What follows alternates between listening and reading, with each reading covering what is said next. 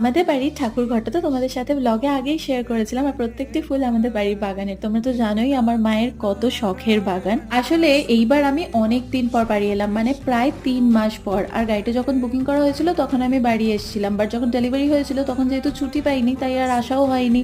গাড়ি চেপে প্রথমবার কোথায় যাব সেটা ডিসাইড করে উঠতে পারছিলাম না, আর বাবার খুব ইচ্ছা ছিল যে আমাকে একবার গাড়িটা চাপানোর। তাই জন্য শুধু কোথায় যাব ভেবে ভেবে আমাদের মাথায় এলো যে খাটুশ্যামের মন্দির যাই। আসলে রানীগঞ্জ আমাদের সেরকম সচরাচর আসা হয় না। সেই বিয়ের আগে শপিং করতে এসেছিলাম, তোমাদের সাথে ব্লগও শেয়ার করেছিলাম, আর তারপরে এই এলাম। আর জানো তো আমাদের আগের গাড়িটা ছিল লক্ষ্মী, বাবার কিচ্ছুতেই মন ছিল না এইবার চেঞ্জ করা গাড়ি।